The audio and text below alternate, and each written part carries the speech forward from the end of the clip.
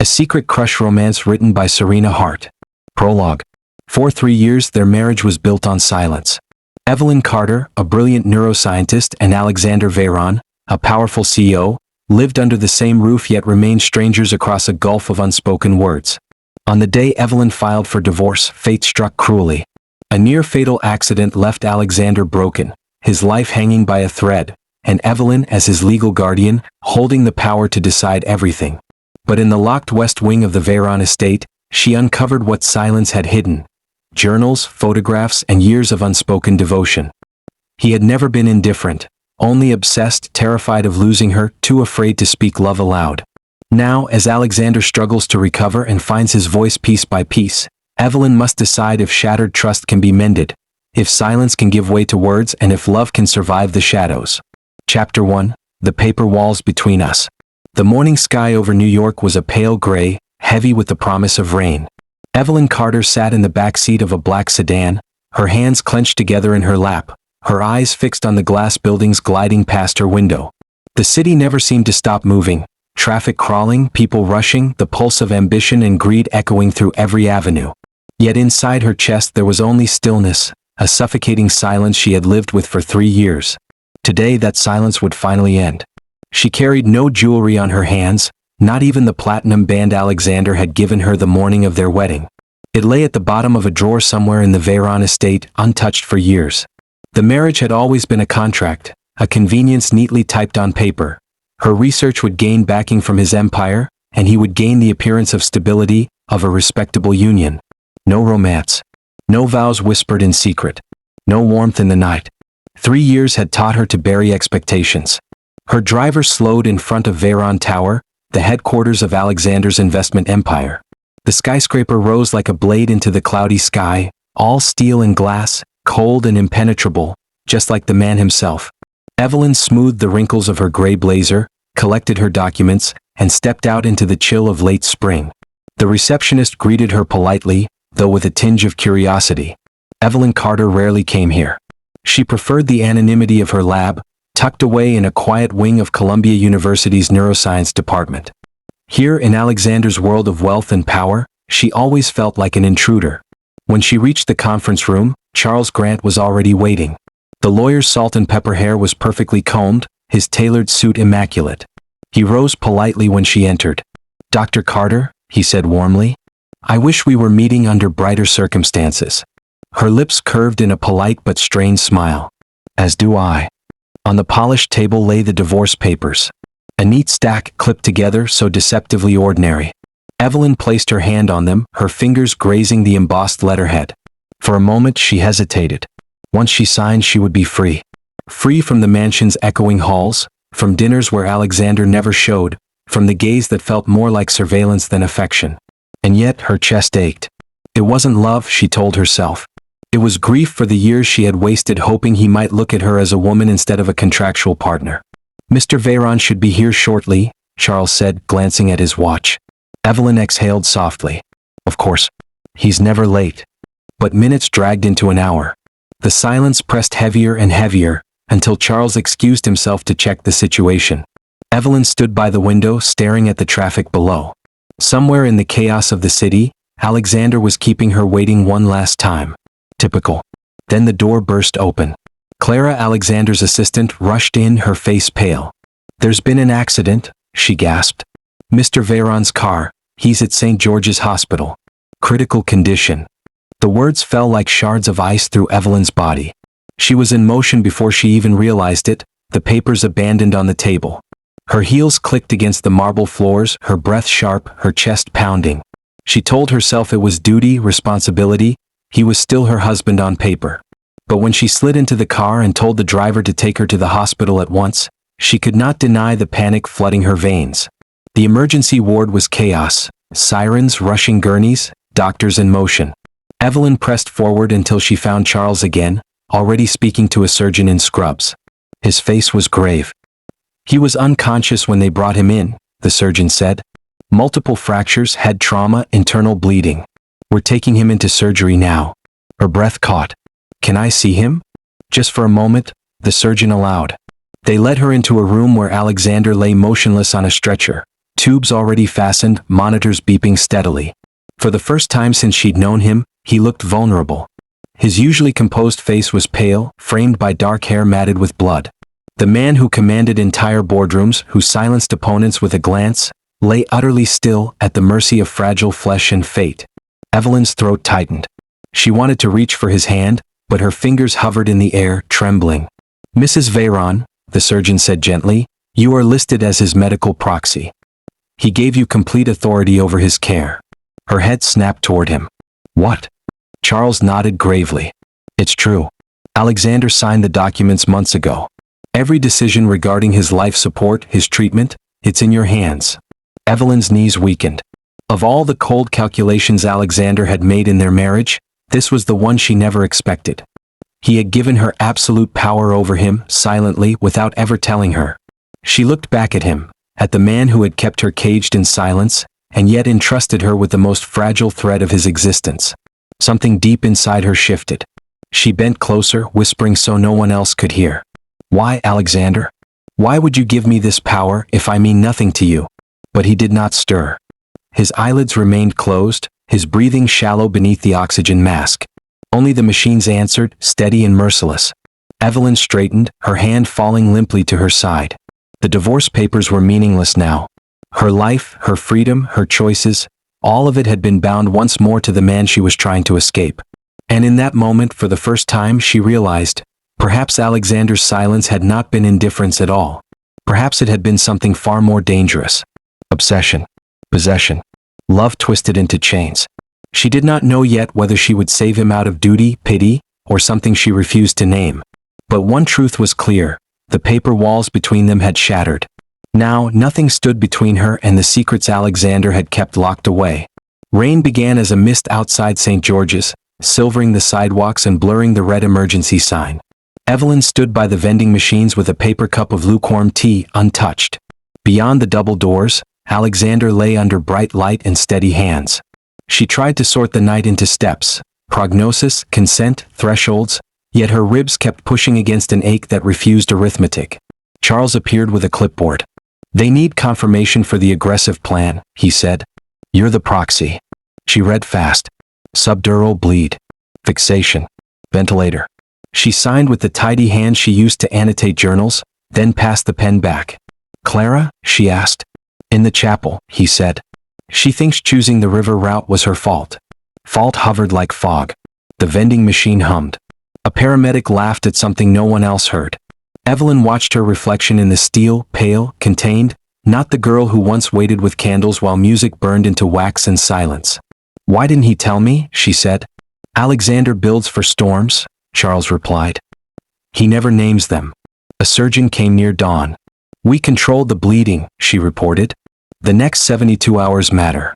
"Thank you," Evelyn said and meant it. In the ICU, machines kept a strict vigil. Alexander looked younger, stripped of tactics. She stood at his side without touching him. A nurse murmured, "He might hear you." Evelyn leaned close enough to feel antiseptic chill. "You frightened everyone," she said, "including me. Don't make me live with the thought that I signed the wrong line." He didn't stir. The monitors answered for him, patient and merciless. Clara slipped in, eyes rimmed red. "He sent me home early," she whispered. "Said he had errands." I should have argued. "When did he last sleep?" 2 days? Maybe 3. "Dr. Carter," Clara swallowed. "He watched the photos from your lab fundraiser 3 times in one night." Evelyn pictured string lights, Michael's easy grin, a dress that pinched at the ribs. Alexander hadn't come. She had told herself he never would. Now she imagined him watching alone, the city a hush of glass, and the thought landed sharp and unwelcome. Charles returned with an envelope. "This arrived at my office," he said. He asked me to release it today if the divorce wasn't signed. Inside lay a keycard and a note in Alexander's compact hand. "West Wing. 4th door. Code S." The word shivered through her. He rarely used metaphors. The West Wing at the estate had always been a rumor of locks. "Why now?" she asked. "Because the storm arrived," Charles said. A memory rose, their wedding morning at City Hall, brief, bureaucratic. He stood beside her in a suit, eyes on clerk, not on her mouth, saying yes. After he ordered a car for the lab and flew to Zurich. That night an email arrived, funds transferred, Congratulations. She saved the message, hating it and needing it, proof he could put a roof over her future if not a hand in hers. No. Evelyn stayed through the first pale slice of morning, then left Clara with instructions. She would return by noon to quiz the intensivist, to learn every threshold and caveat. For 2 blocks the rain kept her company like a quiet witness. The city woke. She told the driver, home. The river ran the color of tin. The mansion opened its iron mouth. Marble held the nights cool like a secret. Evelyn walked the portrait corridor, past Veyrons who had mastered steel and steam. At the far end, the west wing door. She slid the card. A discreet click. Air smelling faintly of cedar and salt breathed out to meet her. 4th door. Keep it. Green. Inside, a private gallery waited. Photographs lined the walls, Evelyn with rain in her hair, Evelyn at a lab bench, Evelyn half hiding behind a pillar at their first gala. Each was dated in tiny type. On a desk lay journals bound in navy. She opened the first. The initial line was not businesslike. There is no language for wanting that refuses to wound. She kept reading. Notes in Alexander's voice, stripped of polish. Mint tea over coffee. Grants that would leave her independent. Strategies for steering predatory board members away from her work so her findings would land with her name attached. Pages later, the sentences softened into a confession that wasn't yet apology. He had not been empty. He had been an ocean failing at containment. Anger rose like a rip current. Love that crashed like weather still eroded shorelines. She closed the book before the next page could open her. On a narrow table sat a wooden box. Inside lay the platinum band she had buried in a drawer. Beneath it, a letter without salutation. I do not know how to hold without harming. Teach me or send me away and I will not return unless called. I will obey, Evelyn. She sat very still. For 3 years they had slept like diplomats at a ceasefire, alert, armored, pretending the hallway wasn't a border. He had stood outside their door more nights than she would admit, pride and terror tightening his hands. She had listened with her eyes shut, pretending to be stone. They had been 2 experts in avoidance, both starving. Her phone vibrated. The hospital. Carter. Vitals stable, the nurse said. Neurologist wants family present for the morning assessment. Family. The word did not fight her. I'm coming, she answered and set the ring back inside its wooden C. She locked the door behind her. Some rooms needed keeping. Some truths needed time. On the drive back, the river chopped at pilings with steady patience. Evelyn pressed her forehead to the glass. She did not forgive him. Not yet. But directions filled her mind like maps. Sign the orders, challenge the rounding note, ask about sedation windows, watch for the first small flutter that meant returning. Keep him tethered while she decided what return meant. At the ICU, the neurologist shone light and called Alexander's name. Mr. Veyron, can you hear me? A reflex twitched at his left hand. A nurse recorded it. Evelyn stood on the other side, fingers at her sides, the journal sentences heavy behind her eyes. When the team left, she leaned in. You put the ocean between us, she whispered. If you return, it will be to rules said aloud. No more secrets. If you cannot love without caging, I will walk. His eyelids did not lift. Still, her spine uncoiled. Saying the words out loud built a floor where there had been water. She sat, opened a small notebook and began a list titled Care and Terms. It mixed doses with boundaries, delirium checks with demands. She wrote until her hand steadied. Outside, rain traveled the window like patient handwriting. Inside, machines counted. The paper walls were gone. What rose in their place would have to bear more weight. Evelyn closed her notebook and let the quiet stand between them like usable space, the kind that invites breath. She would stay until noon. Then the lab. Then back. Tides return. She would too. Chapter 2. Fractures in Silence. The days blurred into white corridors and fluorescent light. Evelyn found herself memorizing the rhythms of the ICU, the beep of monitors, the hiss of the ventilator, the shuffle of nurses moving from room to room. Alexander remained suspended between presence and absence, his face a mask of calm, his body stitched and pinned together by surgeons' hands. She stayed longer than she meant to. Each evening, she told herself she would only review the charts and ask a few questions. But hours passed and still she lingered. She told herself it was duty. She told herself it was responsibility. But in the quiet, when no one was watching, she admitted it was also something else, an ache she could not quite name. On the 3rd day, the neurologist called her into the consultation room. His tone was careful, professional, but his eyes carried the weight of bad news softened by hope. Mrs. Veyron, the good news is that your husband survived the critical window. He is stable. The more complicated news is that his responsiveness is limited. He may remain in a prolonged state of reduced consciousness. Evelyn's breath hitched. Are you saying coma? Not precisely. He shows reflexive movement, which is encouraging. But whether he regains higher function, whether he wakes fully, that will depend on time. Time. Such a clinical word, dropped into her lap like a shard of glass. She nodded briskly, gathering her composure. Then we give him time. The doctor inclined his head. You should also prepare for the possibility that his condition may never return to baseline. When Evelyn returned to the room, Alexander looked no different. But the doctor's words clung to her like damp clothes. She sat in the chair beside him, studying his still face. You always controlled everything, she whispered. Now you can't control this. And I can't control what I'm supposed to feel. A hand touched her shoulder gently. Clara stood there, a paper cup of coffee in her other hand. You need rest, Clara said softly. Go home for a few hours. Evelyn shook her head. I can't. Clara hesitated. Then she lowered her voice, her expression grave. There's something you should know. Before the accident, he called me. He said if anything happened to him, I was to make sure you looked through the West Wing. He said it was important you understand. Evelyn's stomach twisted. She had already been there. She had seen enough to haunt her. Photographs, journals, confessions that blurred the line between devotion and control. She hadn't told Clara nor Charles. Did he say why? Evelyn asked carefully. Clara shook her head. Only that it was all for you. Evelyn turned back to Alexander, her fingers curling against her skirt. All for her. The words rattled like chains. That evening she drove back to the mansion. Rain lashed the windshield, wind slamming against the car as if the city itself conspired to push her away. Yet she stepped into the cavernous halls once more, her heels echoing on the marble. The West Wing keycard burned cold in her pocket. She hesitated before the fourth door. When she opened it again, the room seemed to pulse with waiting. She had left everything as it was, but the air felt heavier, more insistent. Her gaze fell on another journal she had not yet opened. The leather cover bore a single embossed word, Evelyn. She sat at the desk, flipping it open. The first page was written in Alexander's sharp script. You will never read this. Perhaps I don't want you to. Perhaps I need you to. Her breath slowed as she read on. The night you walked out of the gala, I followed. You stood on the terrace with frost in your hair. I wanted to cover you with my coat to ask what it would take to make you stay. But I remembered the contract and I said nothing.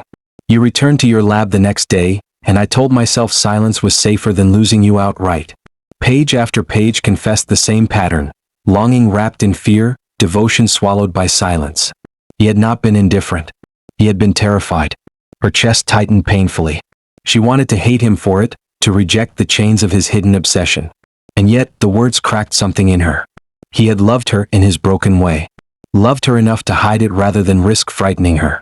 She closed the journal quickly, pressing her palm to its cover as though she could push the truth back inside. Her hands trembled. When she returned to the hospital, dawn was breaking pale and uncertain. She slipped back into the ICU room, the scent of antiseptic grounding her. Alexander lay unchanged. She sat beside him and whispered, I found them. Your words. But love without honesty isn't love, Alexander. If you come back to me, you'll have to speak. I won't live in silence anymore. For the first time since the accident, his eyelids fluttered faintly. Her heart slammed. She leaned closer, hope and fear crashing together. But his eyes did not open. Only a twitch of his fingers betrayed some distant awareness. Still, Evelyn felt it. A shift, however small. Maybe you heard me, she whispered. Maybe that's enough. She stayed until the monitors marked the rise of a new day, her hand hovering close to his but not touching. The silence between them was no longer empty. It was waiting. The hospital cafeteria smelled faintly of coffee and disinfectant, an odd blend that clung to Evelyn's senses as she sat with an untouched tray in front of her. She had ordered food out of politeness when Clara insisted she needed nourishment, but her appetite had deserted her. Her eyes were heavy with fatigue, her mind too alive to allow rest.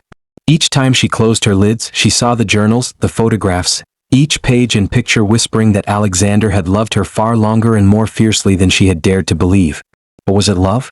Or a prison dressed in devotion? Dr. Carter?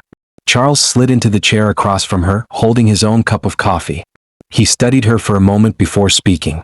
You look like you haven't slept since the accident. I haven't, she admitted. Her voice came out raw. If I leave, I'm afraid something will happen when I'm gone. Doctors are here around the clock. You don't need to punish yourself with this vigil. Evelyn toyed with a plastic fork, pushing scrambled eggs around her tray. He trusted me with his life, Charles. Every decision. He made me his proxy without ever telling me. That isn't something I can walk away from. Charles leaned back, his expression unreadable. You sound conflicted. She let out a bitter laugh. Conflicted is an understatement. For 3 years I thought he was indifferent to me. And now, she lowered her voice, leaning closer. I've discovered he's been watching, recording, writing about me. Everything. It wasn't indifference. It was consuming. Charles's brow furrowed. The West Wing. Her heart stuttered. You knew. I knew there were rooms he never allowed anyone inside. Not even me. But I suspected. His eyes softened, voice lowering.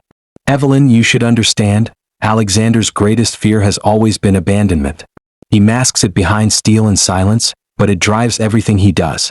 Even his cruelty, if you can call it that. Evelyn's fingers curled against the table. Fear doesn't excuse control. No, it doesn't, Charles agreed. But it explains why he gave you that authority over his life. He was trying to hold you without chains. In his own way. Her throat ached. She stood abruptly, leaving the tray untouched. I need to get back. When she entered Alexander's room, the air was steady with beeps and hums. His chest rose and fell beneath the hospital blanket, mechanical and precise. Evelyn sat, folding her hands in her lap. She whispered, I saw your words. I saw myself through your eyes. And I don't know whether to forgive you or to hate you for it. You thought silence would keep me. But silence only pushed me away. The ventilator hissed. Somewhere beyond the walls, a nurse laughed faintly. Evelyn's eyes stung. She leaned forward, closer. If you wake up, Alexander, I want honesty. I want words. I won't settle for being the object of your obsession. I want to be your partner, or nothing at all. Her hand brushed against his, almost without intention. She expected coldness, but his skin was faintly warm, his fingers slack. She didn't hold him, but she didn't withdraw either. Minutes bled into an hour. She told herself she should leave, check her lab, return to the life she had tried to reclaim. Yet she stayed. Finally, Clara entered, carrying a folder of medical updates. She placed it gently on the bedside table and looked at Evelyn with quiet sympathy. He's stable, Clara said. The doctors are cautious but hopeful. Evelyn nodded. Thank you. Clara hesitated. Then softly, he spoke of you often. Not in front of others, of course, but with me. He said you were the only person he trusted to tell him the truth. Evelyn let out a shaky breath. The irony is he never gave me the chance to.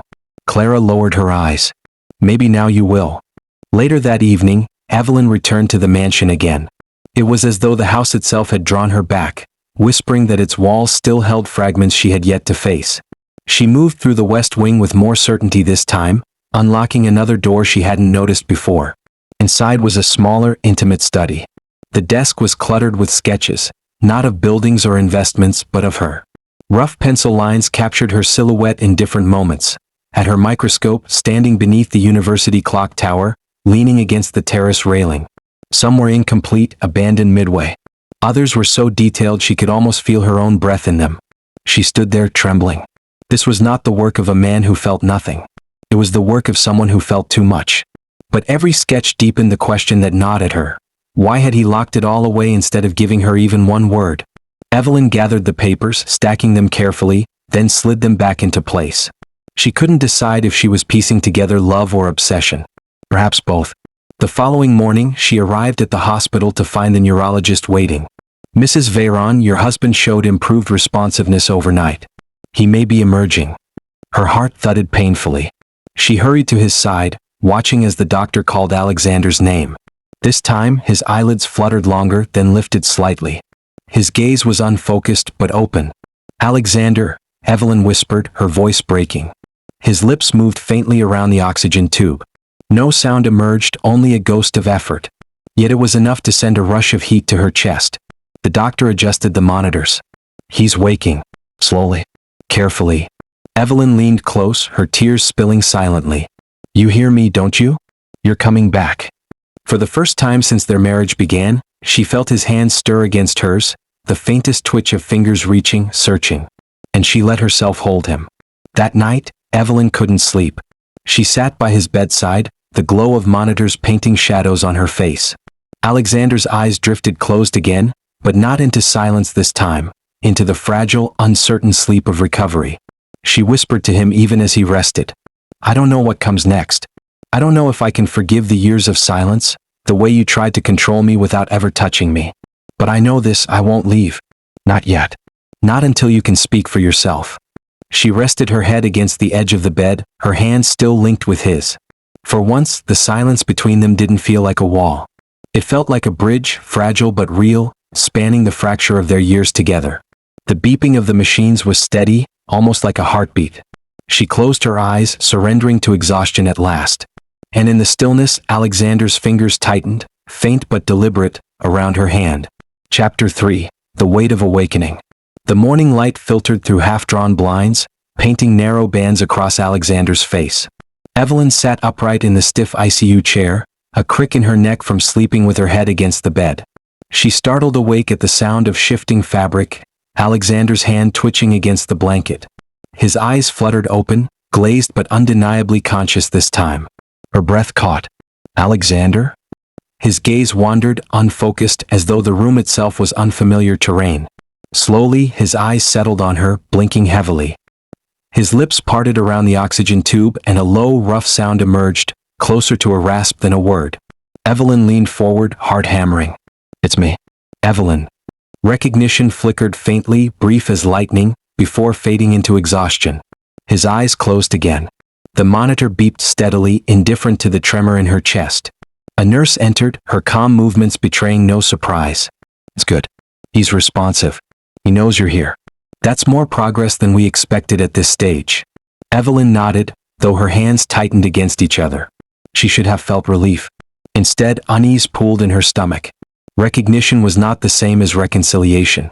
Awakening would mean confronting what had been buried, their years of silence, the journals, the truths locked away in the West Wing.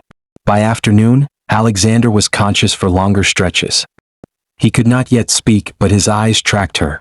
Each time she shifted in her chair, his gaze followed. It was unsettling, almost like being studied. When the neurologist came in for evaluation, Evelyn watched him instruct Alexander to squeeze his hand. The faintest pressure answered.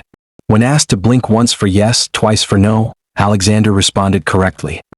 He's emerging steadily, the doctor confirmed. Speech will take longer. But awareness is returning. After the doctor left, Evelyn sat alone with him again. The silence thickened between them, but not with the old indifference. This silence was alive, charged with things unsaid. Finally, she spoke softly, almost testing the sound of her own voice. I found the West Wing. Alexander's eyelids flickered. His fingers twitched against the sheet. I saw everything, she continued. The photographs, the journals, the letters you never sent. You weren't indifferent. You were consumed. His hand stirred again, weak but deliberate. He blinked once, slowly. Yes, she interpreted aloud, and her throat tightened. Why didn't you ever tell me? She whispered, though she knew he couldn't answer yet. Why keep me in the dark, make me believe I was nothing more than a contract? He blinked twice. No. Her chest ached. Not nothing? Then what was I, Alexander? What am I? He blinked once. Yes. It was clumsy, childlike communication, but her heart understood the force behind it. He had loved her. Perhaps always. Yet love delivered in silence had felt like abandonment. Tears pricked her eyes. If you'd spoken, maybe we wouldn't be here. Maybe I wouldn't have signed those papers. His gaze sharpened faintly at the word papers. His chest shifted, a rough sound clawing its way past the oxygen. It wasn't a word, but it was effort, a desperate attempt to reach her. Don't strain, she murmured quickly. You'll get your voice back. And when you do, I want the truth. All of it. That evening, Charles visited. Evelyn stepped into the hallway with him while Clara remained at Alexander's side. He's improving, she reported quietly. Charles nodded, though his face remained solemn. And you? How are you holding up? Evelyn's eyes darted toward the closed door. I don't know. Everything I believed about him has unraveled. I thought I wanted freedom. Now I've discovered he's been drowning in love he couldn't show. Charles's voice softened. He's always been more fragile than he appeared. Power was his armor. Silence, his shield. Evelyn's throat tightened. And what about me? What did he think I was? his anchor or his possession? Charles hesitated before answering. Both. Perhaps that's his tragedy. She wrapped her arms around herself, chilled despite the hospital heat. If I stay, it has to change. I won't live under silence anymore. And if he can't change? Charles asked gently. Evelyn's heart clenched. Then I'll walk away. This time for good. When she returned to the room, Alexander's eyes sought her instantly. She sat down, steadying herself. I told Charles the first might leave, she said softly. Did you hear that? His gaze fixed on her. His fingers twitched faintly, straining to move. She placed her hand close to his, but not touching. Alexander, I don't want to be worshipped from a distance. I want to be loved beside you. That means honesty. It means words. If you can't give me that, then no empire, no silence will keep me. For a long moment, his eyes burned into hers, dark and desperate. Then, with visible effort, he curled his fingers until they brushed against hers. Weak, trembling but deliberate. Her breath broke. She turned her hand, letting his grip rest around hers. His strength was faint, but the intent was clear. You'll try, she whispered. A single blink. Yes. Evelyn bent closer, pressing her forehead to the back of his hand. Then I'll stay. For now. The monitors hummed steadily, recording a heartbeat that belonged to more than just a body in recovery. It belonged to the fragile thread of something that might yet become love, if they could tear down the walls between them brick by brick, word by word. Later, when the night staff dimmed the lights, Evelyn pulled out her notebook again. She opened to the list she had started, care and terms. She wrote slowly, carefully. No more secrets. Words before silence. Love must be chosen, not chained. She set the pen down, staring at the page until the words blurred. Then she glanced at Alexander. He was watching her, his gaze unwavering even in his weakened state.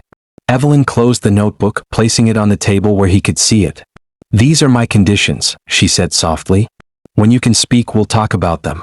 If you can't accept them, Alexander, I won't stay. His eyes did not close. He blinked once. Yes. Her chest loosened just enough for breath to come.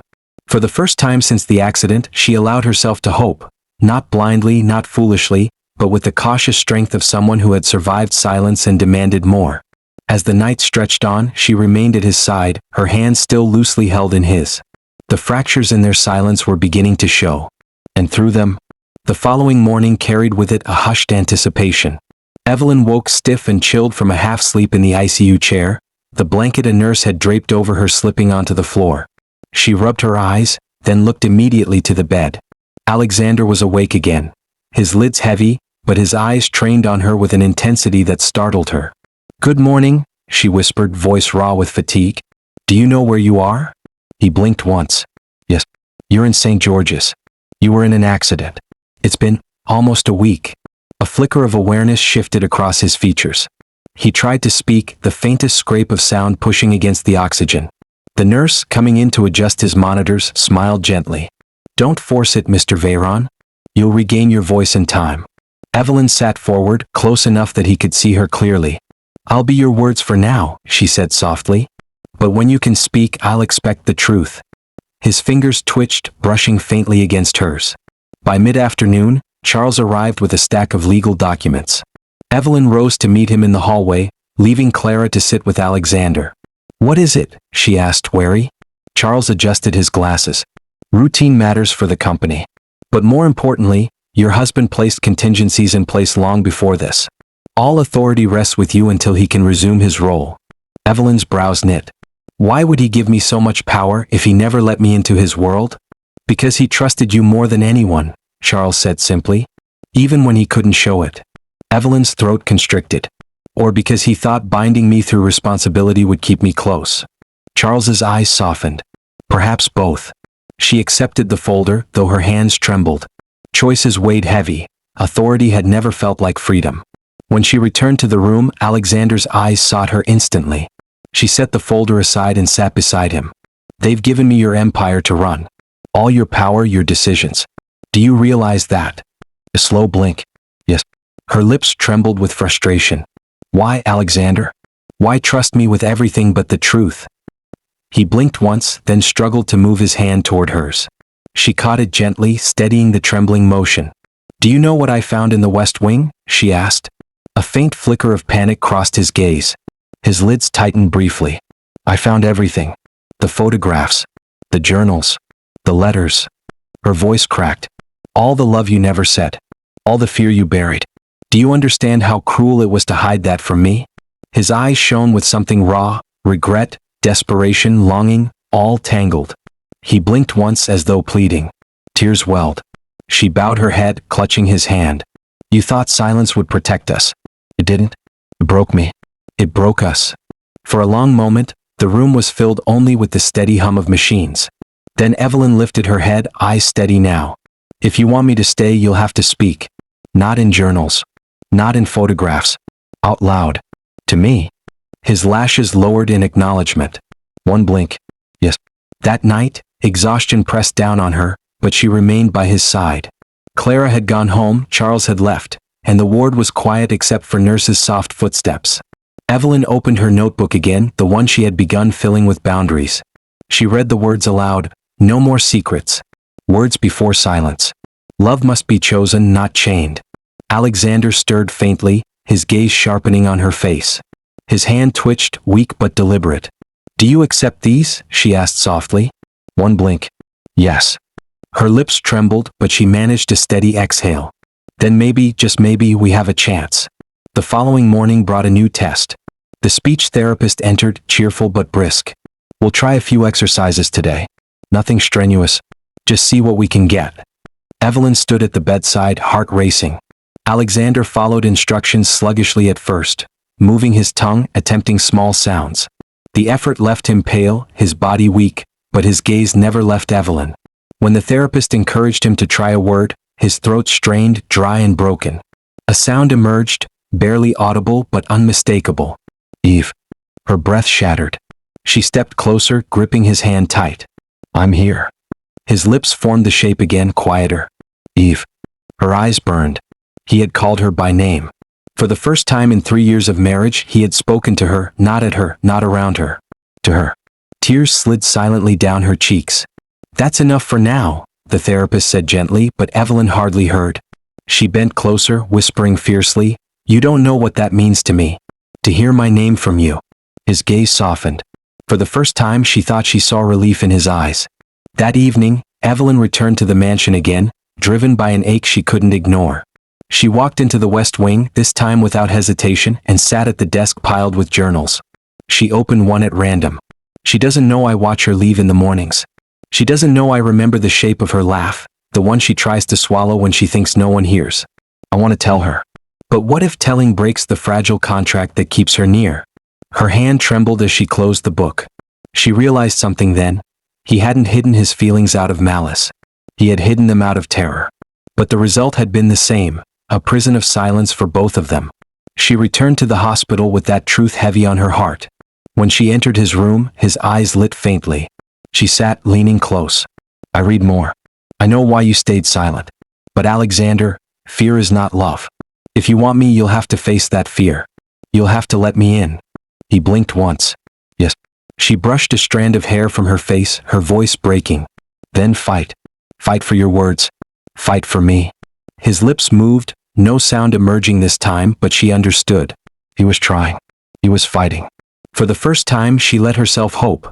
Not for a perfect love, but for a flawed one rebuilt in truth. That night, as she sat beside him, Evelyn slipped her hand into his again and whispered, We've wasted 3 years in silence. I won't waste the next 3. When you're ready, Alexander, we'll begin again. Not as strangers bound by contract. As two people who speak. His grip tightened faintly around her hand. A promise, however fragile. And Evelyn, for the first time since their wedding day, let herself close her eyes beside him. Not out of duty, not out of exhaustion, but out of something that felt dangerously close to love. Chapter 4, Between Paper and Flesh.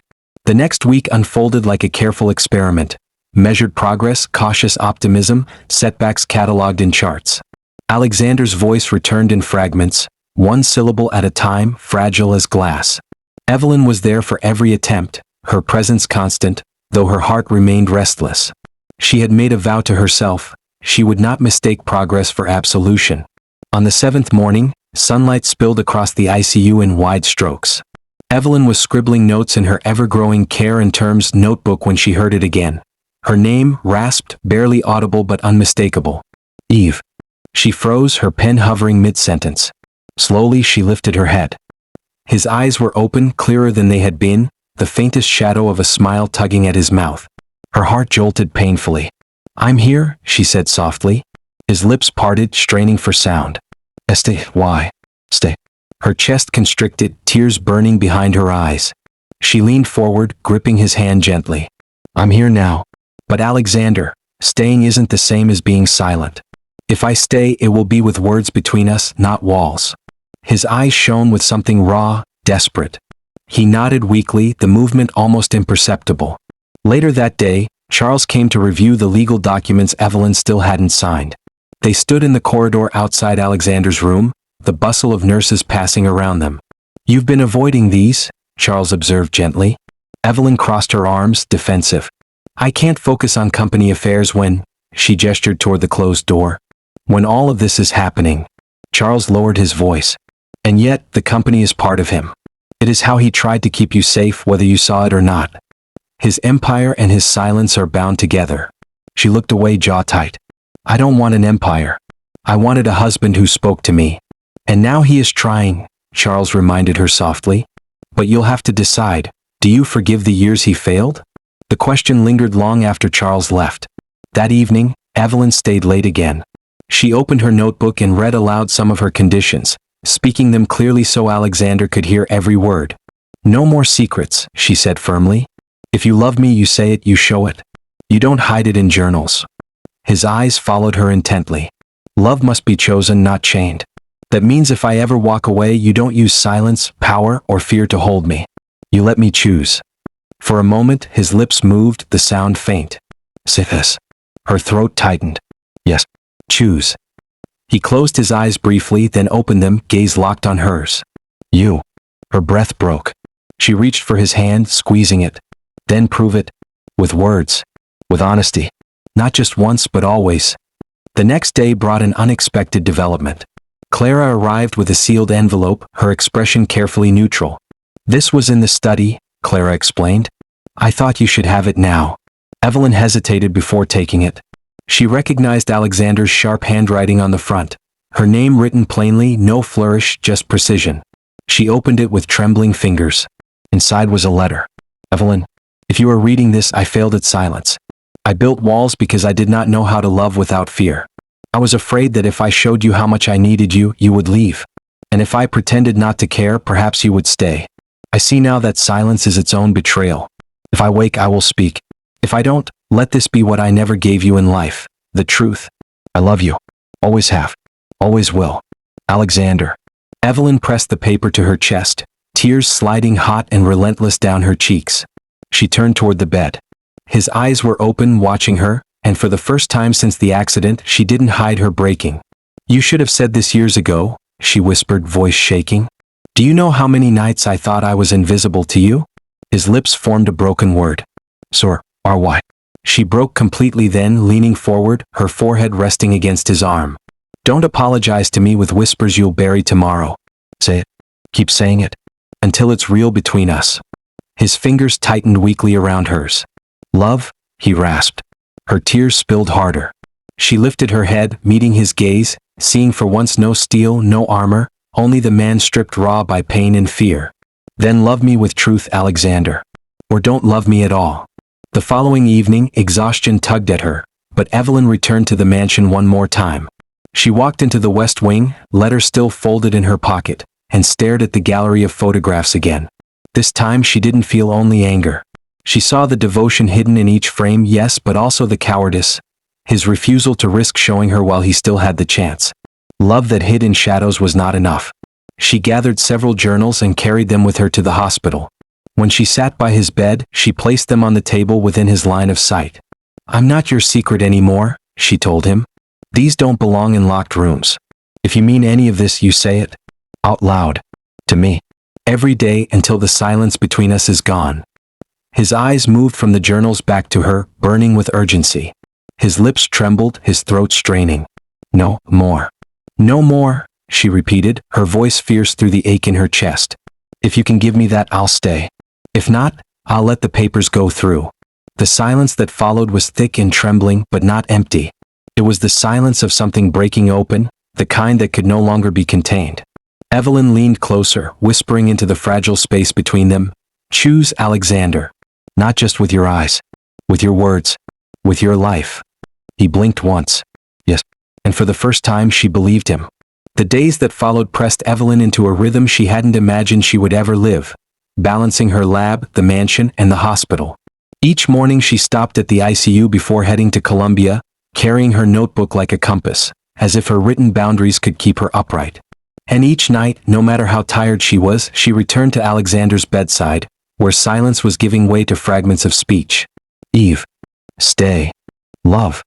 Small words, broken syllables, but each one landed like a tremor through her. She didn't let herself forget that words were not enough. She needed consistency, honesty, change. But each sound he managed scraped against her defenses, loosening walls she had spent 3 years building. On the 4th evening, the hospital approved limited physiotherapy. Evelyn stood at the foot of the bed as 2 nurses helped Alexander sit upright for the first time since the accident. His face was pale, sweat beading along his temple, but his gaze fixed instantly on her, as though she were the only anchor in the room. "You're doing fine," the nurse encouraged. Alexander's throat worked. "Eve, with." The nurse smiled faintly. "He wants you closer." Evelyn hesitated, then moved to his side. His hand rose shakily, reaching for hers. She let him take it, her heart slamming painfully as his fingers curled around hers with more strength than before.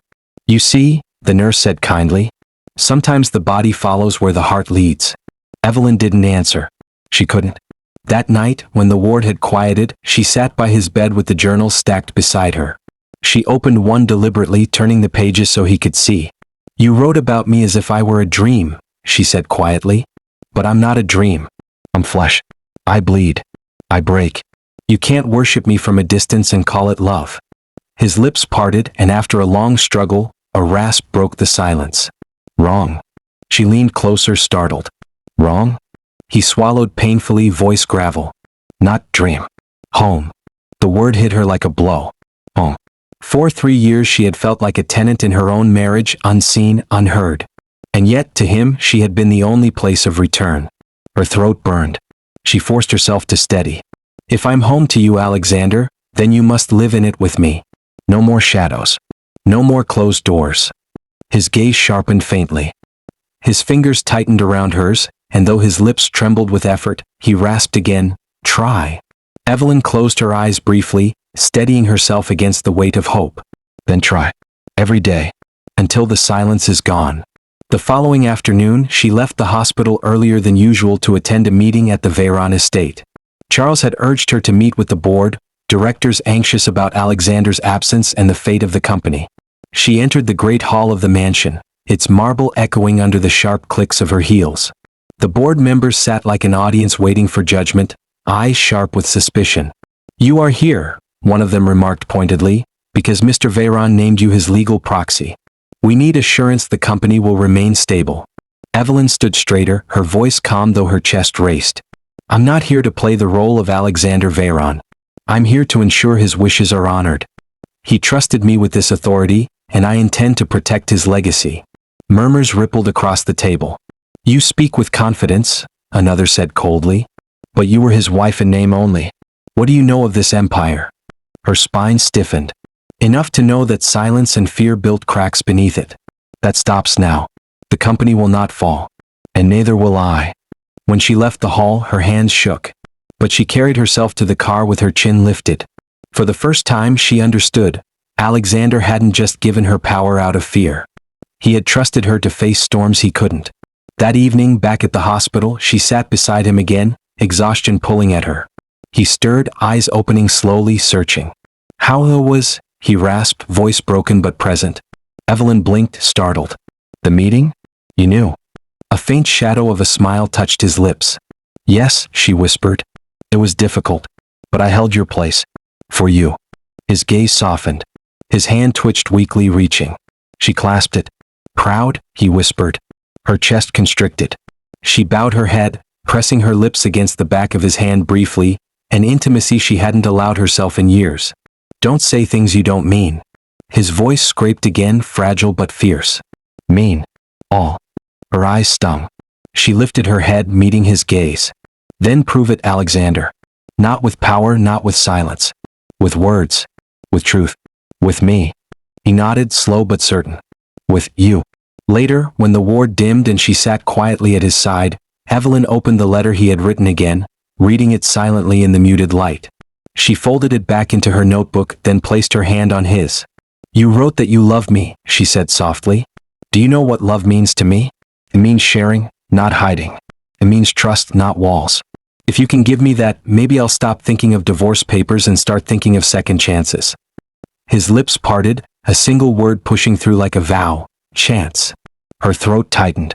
She kissed his knuckles, her tears falling freely now. Then we'll find out if we can still build something from ruins. The monitor beeped steadily, marking time. And for the first time since she had signed her name on those divorce papers, Evelyn allowed herself to imagine a future where the silence between them might finally give way to words, to something fragile but alive. Chapter 5. The West Wing of the Heart. The days blended into each other, a measured cadence of therapy sessions, medical updates, and Evelyn's quiet vigil at Alexander's bedside. His voice returned by inches, each syllable dragging itself through gravel, but each attempt carried weight. He no longer looked away when he spoke her name. He no longer hid behind silence. Still, Evelyn's chest remained a battlefield. The journals haunted her. The photographs whispered of obsession. She couldn't deny his devotion, but she also couldn't forget the years when his silence had cut her deeper than cruelty ever could. Every time he rasped Eve, her heart answered, but her mind whispered caution. On the 10th morning since the accident, she arrived to find Alexander sitting upright with the help of pillows, his eyes alert. Clara stood nearby, handing him a glass of water. Evelyn paused at the doorway, suddenly uncertain. He looked almost like the man she had married, composed, powerful, but stripped of armor, fragile beneath the weight of recovery. His eyes lifted, finding her instantly. Eve, he whispered, voice rough but clear. She moved to his side slowly, as if drawn by a tether she could neither cut nor resist. How are you today? He tried to smile, though it faltered. Better. With you. Her throat tightened. For 3 years he had never said words like that. She sank into the chair, forcing steadiness into her voice. You've said many things in journals. Now I need to hear them out loud. Not in shadows. Not in secrets. He looked at her intently, the weight of years pressing into his gaze. I tried. Afraid. Her hands curled into fists. Afraid of what? That I would leave? That if you showed me love, it wouldn't be enough to keep me? Yes, he rasped. Afraid. Lose you. Her chest ached. And in the process you lost me anyway. The silence between them was heavy, but it wasn't the old, suffocating silence. This was silence filled with truths that could no longer be ignored. That afternoon, Charles stopped by with a box Evelyn hadn't seen before.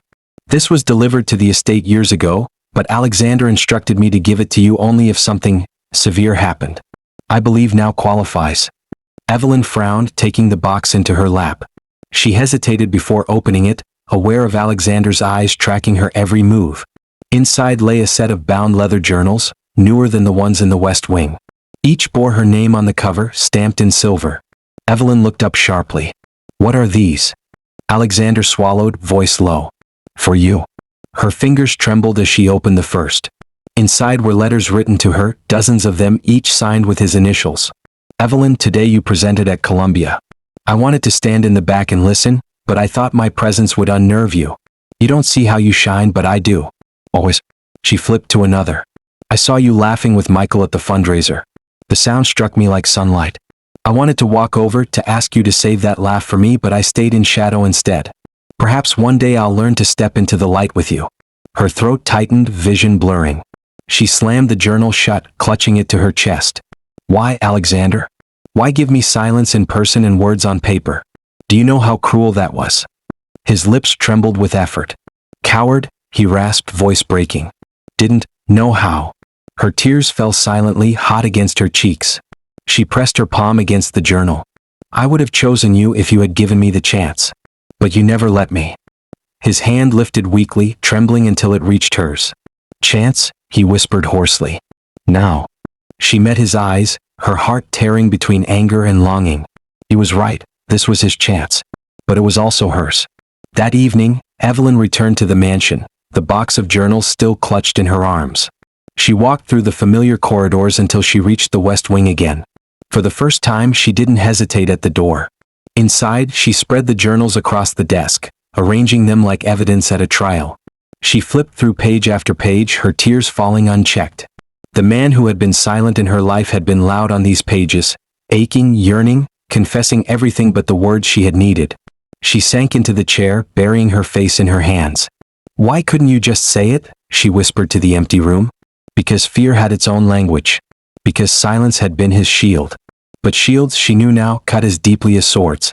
The next day at the hospital, Alexander noticed the exhaustion in her face. His voice was still faint but insistent.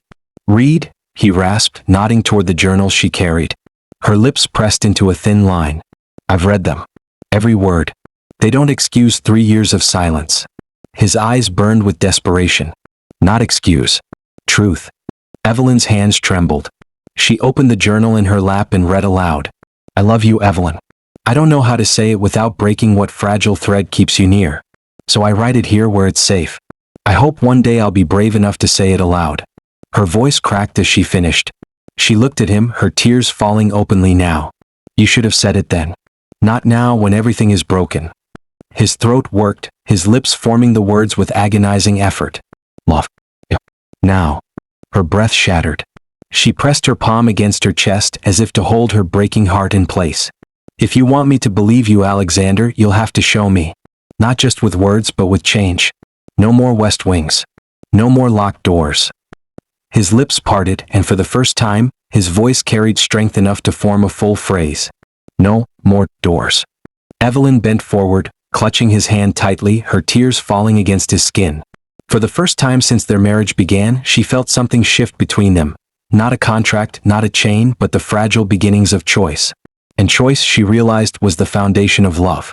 The hospital room smelled faintly of antiseptic and coffee, Evelyn's doing, since she'd brought in a thermos that now sat cooling on the bedside table. She leaned forward, watching Alexander's slow breaths as he dozed between therapy sessions. The journals were stacked neatly beside her, their spines catching the sterile light.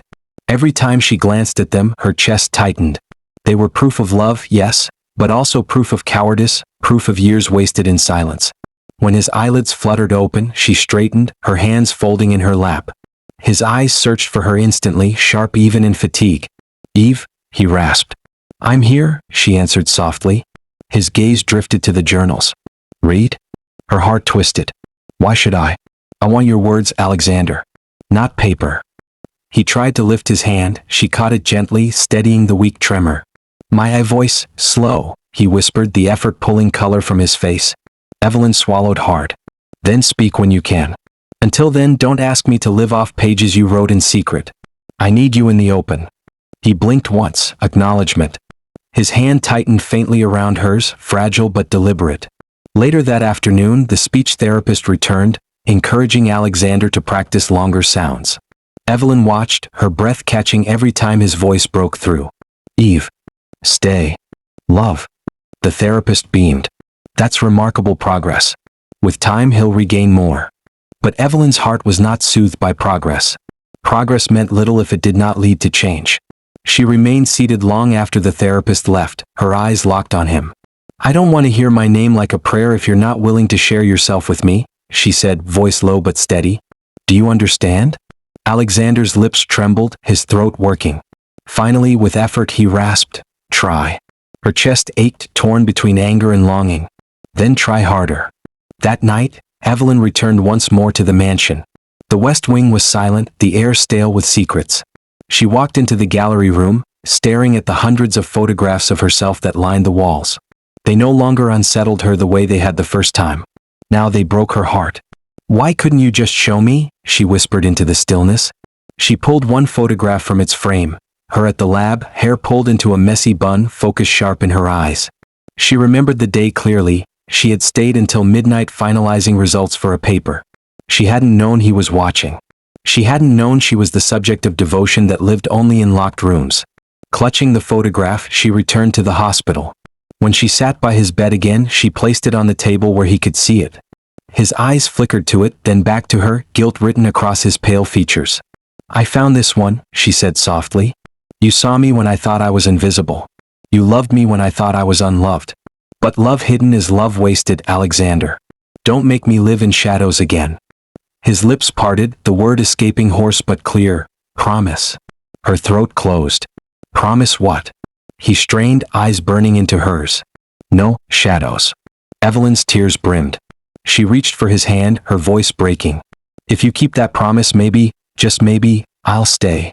The following morning brought a storm to New York. Rain lashed against the hospital windows, the river below swelling with dark water. Evelyn sat at the bedside, watching droplets chase each other down the glass. The sound was oddly soothing, steady as a heartbeat. Alexander stirred, his voice faint but insistent. Eve, look. She turned to him. His hand trembled as it gestured weakly toward her notebook lying on the table. She picked it up, opening it to the page where she had written her conditions. No more secrets. Words before silence. Love must be chosen, not chained. She held it out to him. These are still my terms. Can you live with them? His eyes moved slowly over the words. He lifted his gaze to hers and whispered, yes. Evelyn's chest tightened. Don't say yes unless you mean it. His voice came stronger, ragged but sure. Mean it? Her tears blurred the page. She lowered the notebook, placing it on the bed between them. Then prove it, Alexander. Every day. Until I believe you. That afternoon Charles came by again. Evelyn stepped into the corridor to speak with him, her exhaustion evident. How is he? Charles asked. Improving, she said quietly. And speaking more. But Charles, it's not his recovery that frightens me. It's what happens when he's well again. Will he fall back into silence? Will he lock away the things he can't say? Charles studied her face. That will depend on whether you let him. You hold his life in your hands, Evelyn, his body, his empire, his heart. He can't afford to lose you again. Use that power to demand what you need.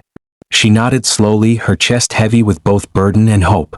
That evening she returned to his room and sat close. He opened his eyes, gaze locking onto her. She whispered, Do you know what I want most from you? He blinked once, waiting. I want you to speak even when it's hard. Even when you're afraid. Especially then. Because silence nearly destroyed us. His throat worked, the sound raw.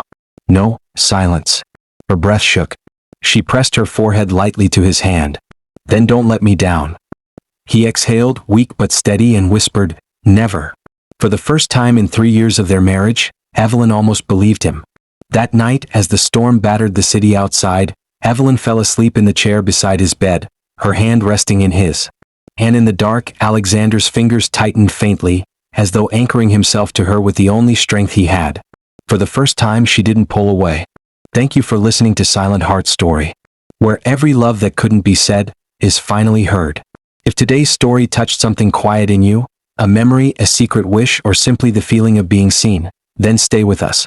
Subscribe and tap the bell so you never miss a heartbeat. Every day a new whisper awaits.